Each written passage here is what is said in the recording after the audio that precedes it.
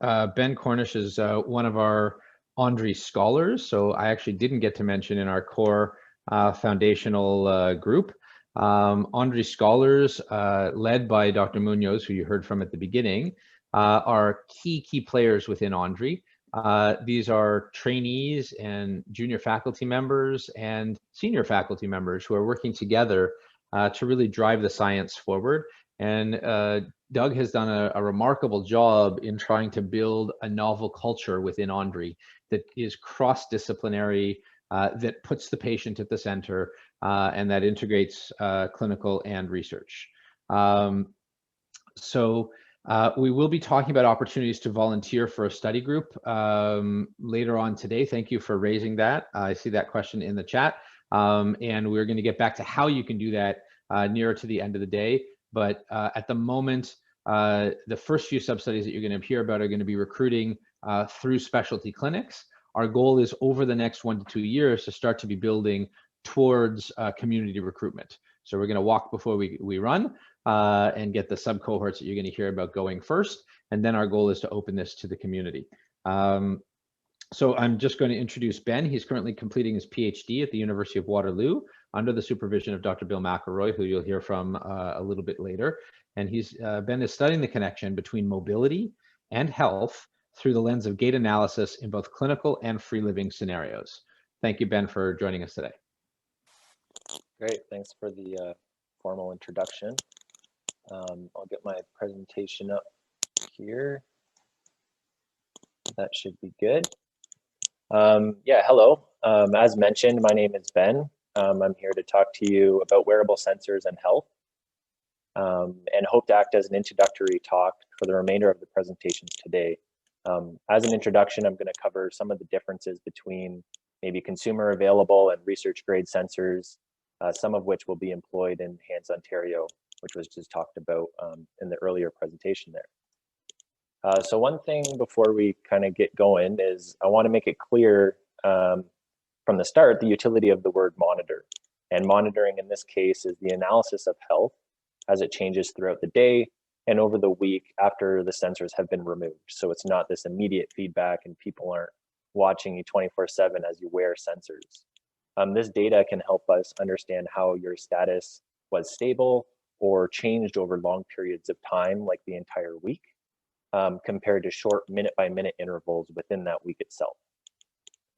And for this reason, as seen on the slide, Monitor has its own bubble because I feel that it represents another important layer to the HANDS Ontario research and care model, where we can start to provide a deeper understanding of disease over the course of several days, as well as minute-by-minute analysis. This means that within HANDS Ontario, the technology element of wearable sensors, the aspect of monitoring over different time periods, and the application to health are more intertwined, creating a foundation for research and care in neurodegenerative disease. And I guess we'll start kind of where we might consider it to be the basics and kind of what is wearable technology, what's all the fuss, and I hope to provide this basic understanding of available technology and why across different people or different studies, there may be a reliance on different technology that's widely available. So over the past decade, wearable technology as a term has gained a lot of popularity in media and other avenues such as research. When we look at Google Trends of the searchable term, wearable tech appears to have this huge boom in 2014. And although this kind of simple line graph may not tell us exactly why or what causes the popularity, health such as stress or innovative developments and even the oddities seamlessly pop up in headlines within the media. And from my quick searches over the past, one thing has continuously been a key theme within these terms, which is health. Everything from trying to provide feedback on fitness and even feedback on daily stress and how to recognize elevated stress levels. And you can see here in 2015, they called it the health explosion, and wearable tech is kind of at the core of that explosion there. So with these rapidly evolving trends, the development of wearable sensors seems really never ending and a little bit overwhelming at the same time when you start to see exactly what's all out there. But since we're in the middle of this health explosion, there's an abundant number of sensors available for use. Sensors such as accelerometers that can measure movement throughout the day, and more advanced wearables that can measure heart rhythms, muscle activity, and even brain activity, providing specific biological information. Overall, it's pretty basic though. Wearable technology is technology that you wear. It's not too much more difficult than that. This can be such as the wrist watches that you can see two examples on the right there. One is the Apple Watch, and there's two research grade tools called the Gene Active and the white shimmer sensor there on the bottom. And it's apparent that these sensors are lightweight, they're unobtrusive, and they just act like a wristwatch day to day. You turn them on, they can provide continuous data about the types of recording listed on the blue image there on the left. Consumer-ready health trackers like the Apple Watch I just mentioned and the Fitbit seen up in the top right are the everyday health tracker that's advertised for health-conscious individuals. These tools conveniently take place or sit on they take place of the common wristwatch, and they provide kind of our time of day. They can show you the count steps throughout your day and track your activity. But to gain the kind of full potential from these devices, they require interaction from users and provide a high level of overview of what you do throughout your day rather than those very specific minute-to-minute details. These consumer products, I'll be honest though, these consumer products have a place in the world. I do personally use one to track my own activities throughout the day. But there's barriers that exist when these technologies are applied. And it's because these technologies are really a fit for purpose approach, which means that they're good enough for their purpose. So they're good enough for tracking some of the fitness, step counting, but when applied to healthcare, it might just not be the right fit. And we can explore this a little bit further when we ask ourselves kind of the question, why would we not just use a Fitbit? Well, we know that these devices have accelerometers to measure activity, and they can measure heart rate based on blood flow at the wrist.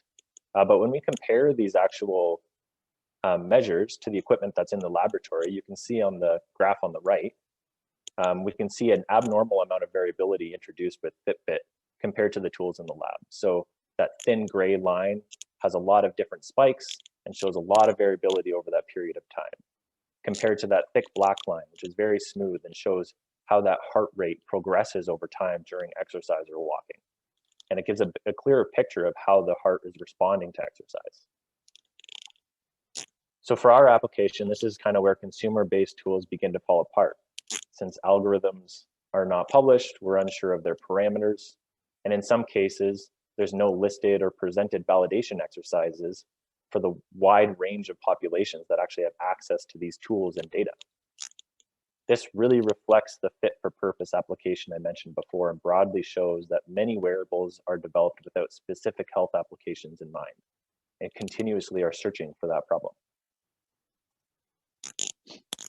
Research-ready wearable tech provides an opportunity to advanced analytics in the combination with clinical practice can provide detection of outcome measures and care for patients.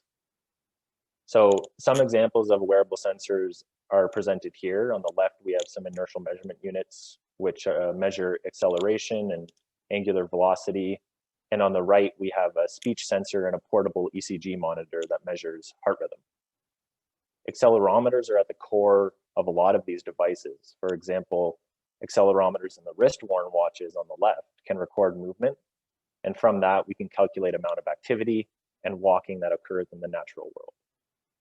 While the speech sensors have the same sensor, so the same accelerometer, but it's placed on a different location with a softer casing, and different algorithms are applied in order to extract the occurrence of speech throughout your day.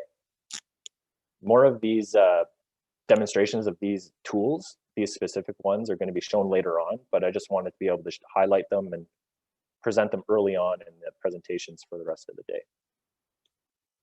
And this is where research-ready tools differ from the consumer-ready models.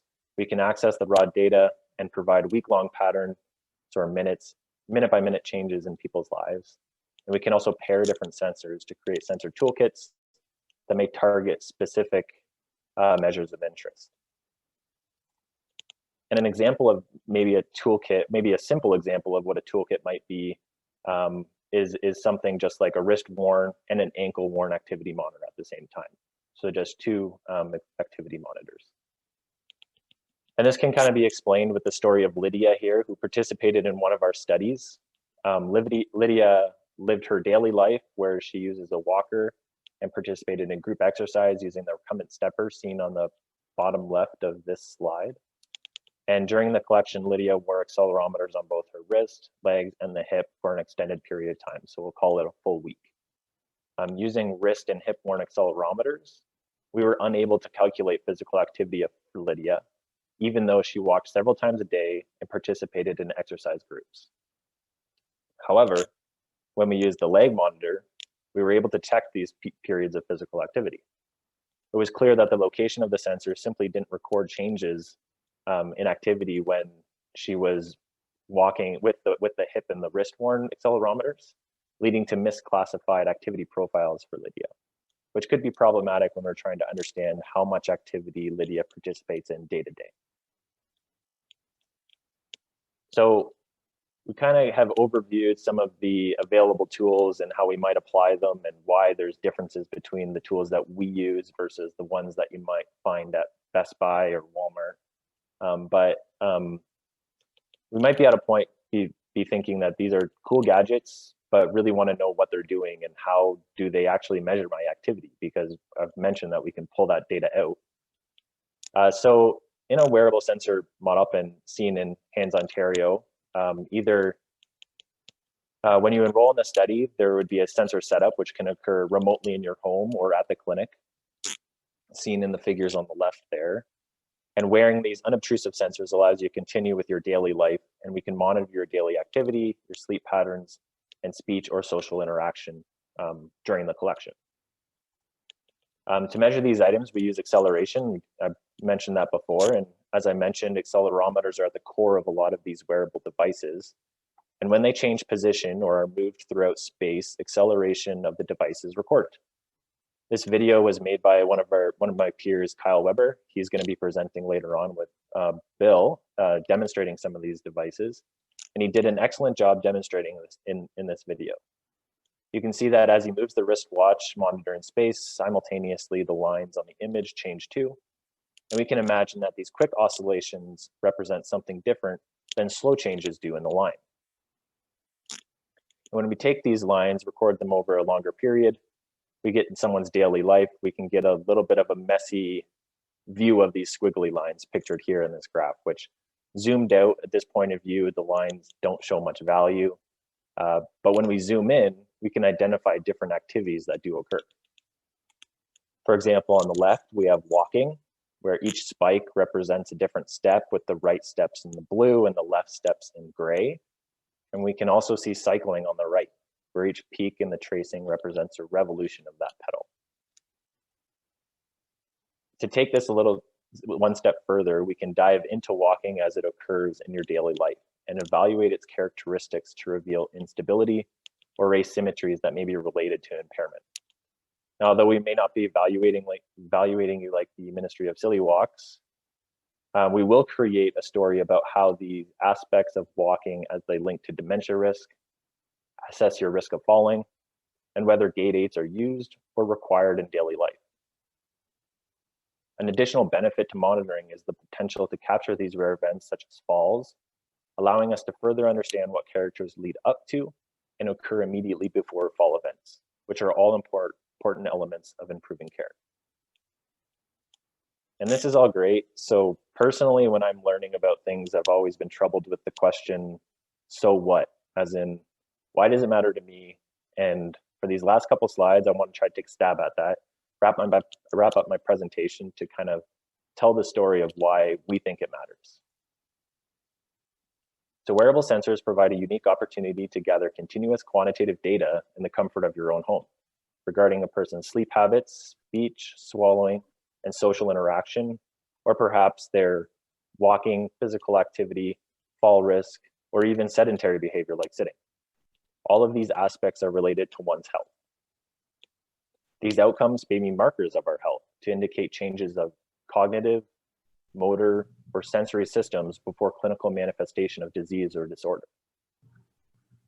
And wearable technology allows us to create a digital marker of these changes. And when paired with clinical expertise, it can potentially increase care of patients with neurodegenerative disease by increasing health and disease tracking over time, increase early detection of symptoms, leading to improved treatment effectiveness, increase our healthy behaviors and decision-making in the clinic, all while decreasing burden of clinical visits and the need for self-reporting. So that's my presentation for the day. I want to thank you all for listening, and I hope you learned a thing or two about wearable technology and how it might be able to impact healthcare.